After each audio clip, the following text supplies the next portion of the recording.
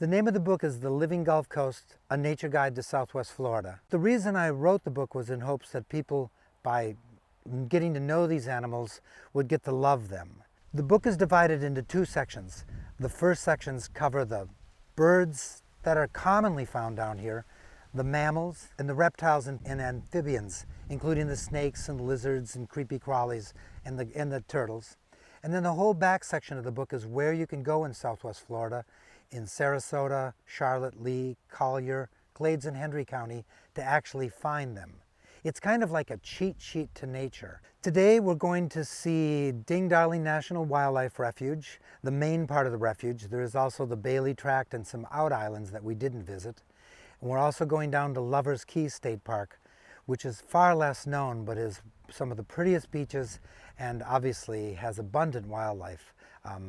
Has alligators, has osprey, all kinds of birds, shorebirds, and great shelling. It's just a great place to visit when you're down here in Fort Myers. We're standing now in Ding Darling National Wildlife Refuge, and they have identified 238 species of birds alone, another 50 species of reptiles and amphibians, and then there's quite a number of mammals that come through here as well. In terms of the island itself, this preserve it started actually in 1917. They started with, it was called the Sanibel Wildlife Preserve, and then over time, after J.N. Ding Darling passed away, they renamed it in his honor. J.N. Ding Darling was a cartoonist from Des Moines, Iowa.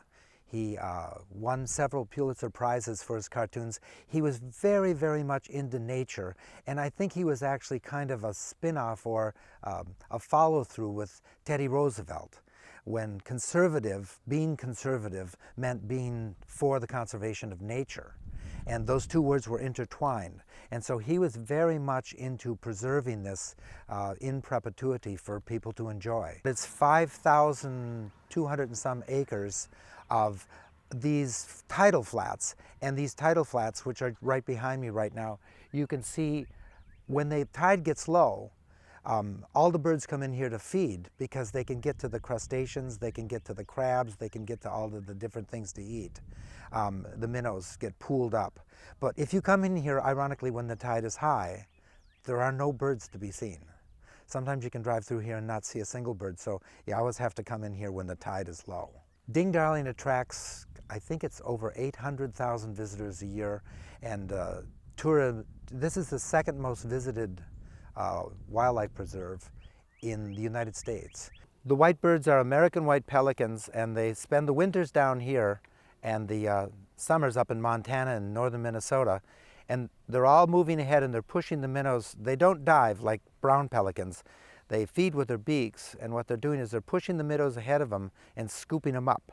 And it's very rare to see them feed. You see them sitting a lot of times, but it's rare to see all three of them. And you can see that with their heads down what they're doing. They're trying to get the minnows, and they also eat little crustaceans down there. We are standing on the Manatee Overlook at Lover's Key State Park. In choosing all the places we chose in the 6 counties we covered, Sarasota, Charlotte, Lee, Collier, Glades, and Hendry, what I would do is I would contact the Tourist and Visitors Convention Bureau and ask them if they were writing a book like that, what would they cover?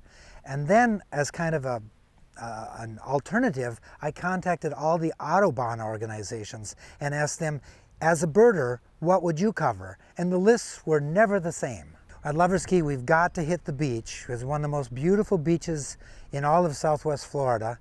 There's no development, which makes it so wonderful because it's just the beach and the bush and the trees. And it's also excellent for shelling. Second only to Sanibel Island, I think, in all of Fort Myers area for shelling. And then we're going to go back, and hopefully we're going to see some alligators back off one of the trails. There's an alligator pond that we're going to visit as well. We're still on Lover's Key, and we're kind of on the Blackwoods Trail, and we're at the alligator pond, and behind me, and I should be paying attention here, are 7 alligators. One rather large mom back there in the corner, and 6 little babies ranging in size from about 2 feet to 3 feet. And this is a little, one of the only accessible freshwater pond on the island. There's about 1.5 to 2 million alligators in Florida right now. They were endangered years back, but no longer. They're really doing a great recovery, as we can see by all these little ones behind me. There's one really important thing that you have to take into consideration whenever you're at this alligator pond or any place where there are alligators. Please never feed them. Don't feed them anything, not a crust of bread, nothing. Because what happens is they equate people with food, and that's the cause of most of the alligator attacks, some of which are fatal here in Florida because people feed them. We're going to go down to the beach here at Lover's Key, and it is a beach as beautiful as one you can get anywhere in the world. I'm standing here on the edge of Lover's Key State Park at the beach. It's about 1,700 acres. The beach, I think, several miles long. And it's all managed and taken care of by the state park system. And so it is not affiliated with any kind of a national park or a national wildlife refuge, as is Ding Darling. The Gulf of Mexico is different from almost any other body of water. If you go off of Montauk, like Long Island, New York, it's deep almost instantly.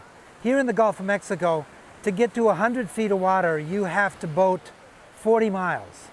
It's so shallow, and in that shallow pan, that's where all the shells collect. We have thousands of species of shells right out here, and when the storms churn up, like they did this past weekend, the shells break free, the animal inside dies, and they wash up on the beaches here. And you can find here probably 200, 300 different varieties of shells. The reason I included Lover's Key in the Living Gulf Coast, a nature guide to Southwest Florida, is because it offers a multitude of recreational opportunities.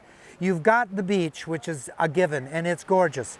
You've also got all those kayak and canoe trails and paddleboard trails. You've got boating access and a boating ramp, and you've got hiking trails. So whatever nature it is that appeals to you on a given day, you can find it here at Lover's Key. And hopefully the Living Gulf Coast will teach people about the beautiful nature of Southwest Florida, and in the end, make them want to conserve it and appreciate it for what it is.